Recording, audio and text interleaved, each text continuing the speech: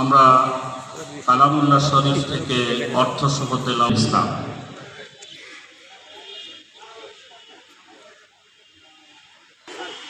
বাংলাদেশ সংস্কৃতি কেন্দ্রের একটি বিখ্যাত গান রাশেদুল হাসান করছি।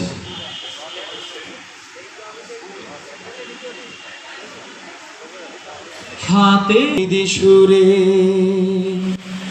এসো পাল তুলে দি ঝোড়ো হাওয়ায় তীরের খোঁজে করে আমাদের যে ন্যায্যতা ফিরে পাবার দিন সেটি আমাদের মাঝে ফিরে এসেছে।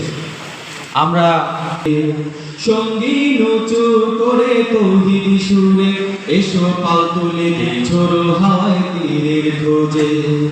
বড় দুর্গম হবে তিমির আধার সে পথ ঢেকে নেবে, কে দেবে নিরাশার জাল হতাশ করতে চাবে। ইবলিশ শয়তান তোমায় মন্ত্রণা দেবে, তবু সেই দিন ও ভাই দৃঢ় শপথ ভরে নির্ভীক সৈনিক মোদের হতে হবে। হাতে হাত রেখে শপথ করে এসো ইসলামেরই পথ ধরে যায় এগিয়ে। আসসালামু আলাইকুম ওয়া রাহমাতুল্লাহ। আর এই পড়ানোর দায়িত্ব সে গ্রহণ করেছেন। কাজেই আজকে আমরা এখানে যারা এসেছি, যেখানে 90% মানুষ মুসলমান, তাদের কাঙ্ক্ষিত শিক্ষা ব্যবস্থা এদেশে এখনো চালু হয়নি। কাজেই যতদিন পর্যন্ত এই দেশের মানুষের মন মানসিকতা, এই দেশের মানুষের কৃষ্টি কালচার, এই দেশের মানুষের ধর্মীয় অনুভূতি অনুযায়ী শিক্ষা ব্যবস্থা প্রতিষ্ঠিত না হবে, ততদিন পর্যন্ত এই শিক্ষা মানুষের কল্যাণ বয়ে আনবে।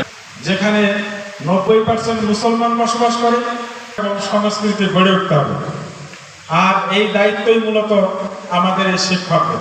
শিক্ষক সুলভ মন মানসিকতা এগুলি গঠন করতে হবে। আমাদেরকে কখনো ভুলে গেলে চলবে না। আমরা ছোটখাটো দায়িত্ব পালন করছি না, তারা নিয়ে গিয়েছে। শিক্ষা উপকরণ ছাড়া গত সরকার যে 15-16 বছর দেশ পরিচালনা করেছে, শিক্ষা ব্যবস্থাকে ধ্বংস করে দিয়েছে। কারিকুলাম নতুন করার নাম করে এমন এমন বিষয়গুলো সংযোজন করা হয়েছে যেগুলি মুসলমানদের শিক্ষা সংস্কৃতির সঙ্গে কখনো মিল খায় না। মানুষ তৈরির কারখানা থেকে মানুষ তৈরি না হয়ে অমানুষ তৈরি হচ্ছে। আজকে শিক্ষকদেরকে লাঞ্ছিত। এসো পাল তুলে দি ঝোড়ো হাওয়ায় তীরের খোঁজে করে আমাদের যে ন্যায্যতা ফিরে পাবার দিন সেটি আমাদের মাঝে ফিরে এসেছে। ঝোড়ো হাওয়ায় তীরের খোঁজে বড় দুর্গম হবে তিমির আধার সে পথ ঢেকে নেবে, কে দেবে নিরাশার জাল হতাশ করতে চাবে। ইবলিশ শয়তান তোমায় মন্ত্রণা দেবে, তবু সেই দিন ও ভাই দৃঢ় শপথ ভরে নির্ভীক সৈনিক মোদের হতে হবে। হাতে হাত রেখে শপথ করে এসো ইসলামেরই পথ ধরে যায় এগিয়ে।